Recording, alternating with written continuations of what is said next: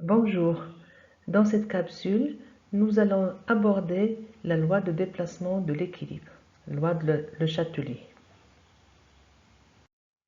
Considérons le système suivant en équilibre. Ça veut dire que la température, la pression et la composition sont constantes au cours du temps.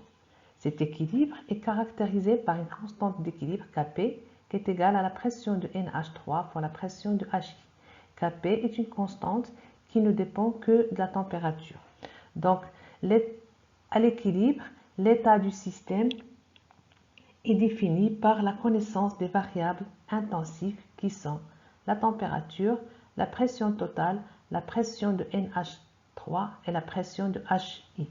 Donc, la pression de NH3 et pression de HI, ça définit la fraction molaire de NH3 et de HI. Donc, on connaît la composition du système. Il est possible, après établissement de l'équilibre, d'apporter des modifications de ces variables. Donc par augmentation par exemple de la température, de la pression totale ou des pressions partielles, de telle façon que l'équilibre se déplace dans un sens ou dans un autre. Ces modifications vont perturber l'état d'équilibre et le système ne sera plus en état d'équilibre et évolue dans le sens 1 ou dans le sens 2 d'une façon spontanée pour chercher à retrouver un nouvel état d'équilibre. Nous allons examiner les différentes perturbations du système et essayer de prévoir le sens d'évolution.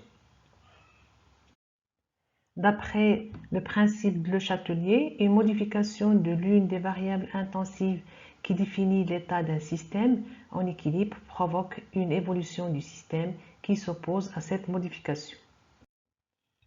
Ceci veut dire que lorsqu'on apporte une modification au système, celui-ci va évoluer de telle façon à diminuer l'effet de cette modification. C'est ce qu'on appelle la loi de modération.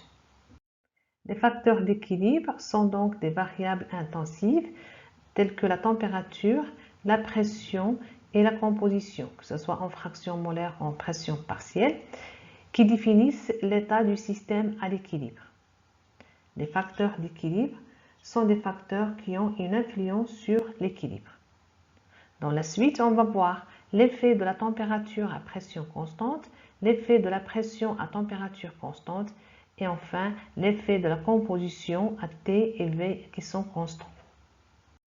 Effet de la température. Rappelons que Kp, c'est la constante d'équilibre qui ne dépend que de la température. Ça veut dire que si on modifie la température, la valeur de Kp sera modifiée. Et on a delta RG0T est égal à delta RH0 moins T delta RS0, qui est égal à moins RT ln de Kp. Donc ln de Kp est égal à moins delta RH0 sur RT plus delta RS0 sur R. Pour étudier l'influence de la température sur l'équilibre, on va dériver cette expression par rapport à T. On va supposer que delta RH0 et delta RS0, l'enthalpie standard de la réaction et l'entropie standard de la réaction sont constantes, c'est-à-dire ils ne dépendent pas de la température. Donc ce qu'on obtient, c'est dln de Kp sur dt qui est égal à delta RH0 sur RT carré. C'est la loi de 't Hoff. À partir de la loi de 't Hoff, on peut prévoir qualitativement le sens de déplacement de l'équilibre lorsque la température varie. Donc le signe de dln de Kp sur dt dépend du signe de delta RH0. Donc si delta RH0 est positif, ça veut dire que la réaction est endothermique dans le sens 1. Donc delta RH0 est positif, R et T au carré sont positifs, donc dln de Kp sur dt est positif. Donc la dérivée est positive, ça veut dire que ln de Kp est une fonction croissante de t. Ça veut dire que si t augmente, ln de Kp va augmenter. ln de Kp augmente, ça veut dire que Kp augmente. Donc une constante qui augmente déplace l'équilibre dans le sens direct.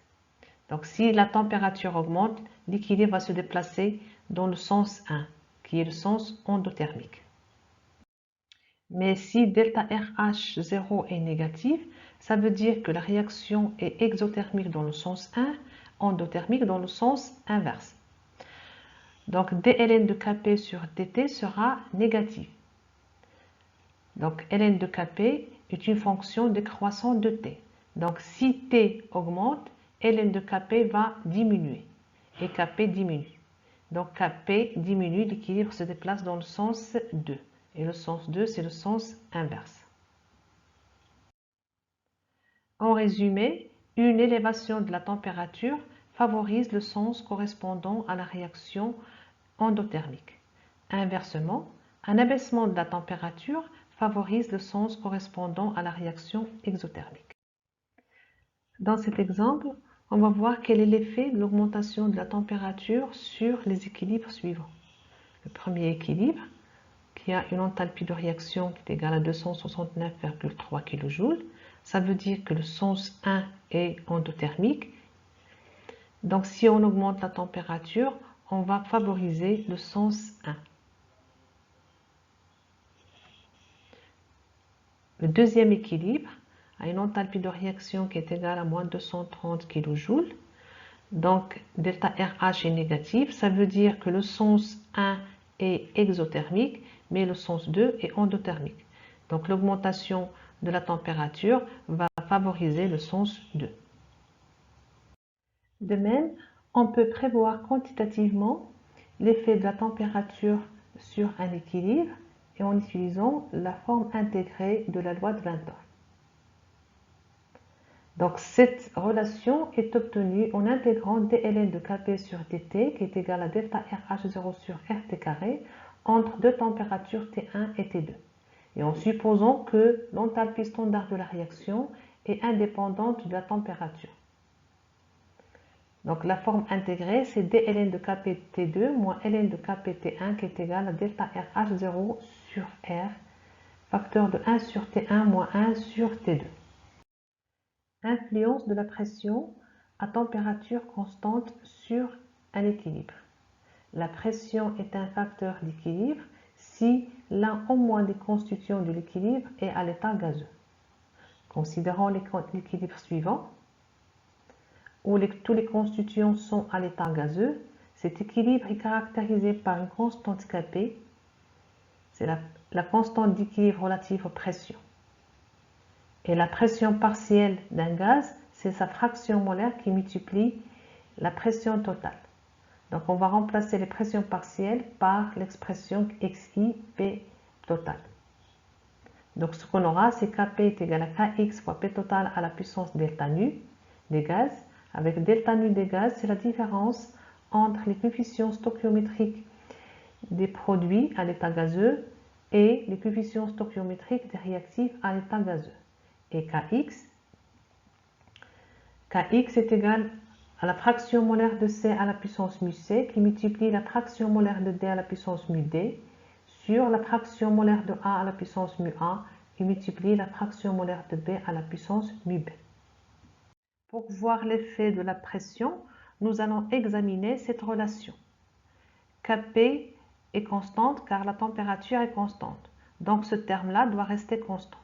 Donc on aura trois cas. Le premier, c'est delta nu des gaz est positif. Ça veut dire que le nombre de moles des gaz des produits est supérieur au nombre de moles de gaz des réactifs. Donc si delta nu est positif, si la pression totale augmente, P total à la puissance delta nu va augmenter et Kx doit diminuer parce que Kp doit rester constante. Donc Kx diminue, ça veut dire que l'équilibre va se déplacer dans le sens inverse. Et le sens inverse, c'est le sens où on a une diminution du nombre de moles de gaz. Si delta nu des gaz est négatif, ça veut dire que le nombre de moles de gaz des produits est inférieur au nombre de moles de gaz des réactifs. Donc si la pression totale va augmenter, P total à la puissance delta nu va diminuer parce que delta nu est négatif et Kx doit augmenter. Donc la constante qui augmente déplace l'équilibre dans le sens direct. Et le sens direct, c'est le sens 1, c'est le sens où on a diminution du nombre de moles de gaz. Alors que si delta nu des gaz est égal à 0, à ce moment-là, la pression n'est pas un facteur d'équilibre. Ça veut dire que la pression n'a pas d'influence sur l'équilibre. Pour récapituler, si la pression augmente, l'équilibre se déplace dans le sens de diminution du nombre de moles de gaz. Inversement, si la pression diminue, l'équilibre se déplace dans le sens de l'augmentation du nombre de moles de gaz, que ce soit le sens direct ou le sens inverse. Mais si au cours de la réaction, le nombre de moles de gaz ne varie pas, ça veut dire que delta nu des gaz est égal à 0. À ce moment-là, la pression est sans influence sur l'équilibre.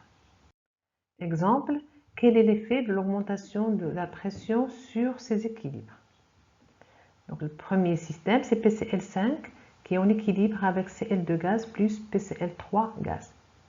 Donc, on calcule la variation du coefficient stoichiométrique des constituants gazeux. Donc, delta nu des gaz est égal à 1. Donc, le sens de diminution du nombre de moles, c'est le sens inverse. Donc, si on augmente la pression, l'équilibre va se déplacer dans le sens inverse. Le deuxième équilibre, c'est CO gaz plus H2 gaz et carbone graphite plus H2O gaz.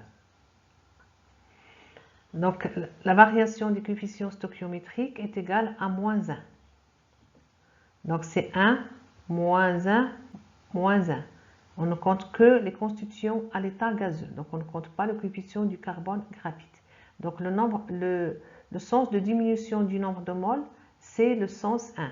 Ici, on a une mole, mais de côté des réactifs, on a 2 moles. Donc, si on augmente la pression, l'équilibre va se déplacer dans le sens 1. Troisième équilibre, c'est H2 gaz plus CO gaz en équilibre avec H2 gaz plus CO2 gaz. Donc ici, on remarque qu'on a le même nombre de moles de gaz du côté des produits et des réactifs. Donc delta nu est égal à 0. Donc la pression n'est pas un facteur d'équilibre. Donc quand on augmente la pression ou qu'on la diminue, l'équilibre n'est pas déplacé, n'est pas perturbé. Et enfin, on va voir l'influence de la composition et l'effet de l'ajout d'un constituant actif gazeux ou soluté à T et V constants. Donc, si on ajoute un réactif, il déplace l'équilibre dans le sens direct.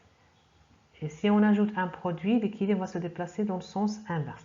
Donc, d'une manière générale, si on augmente la quantité d'un constituant actif à T et V constants, ce constituant il est soit un gaz, soit une solidité. L'équilibre va se déplacer dans le sens de sa consommation. Exemple, soit l'équilibre de décomposition de CO gaz en dioxygène et carbone solide. Donc à TV constant, l'ajout de CO gaz déplace l'équilibre dans le sens direct, parce que CO c'est un réactif actif.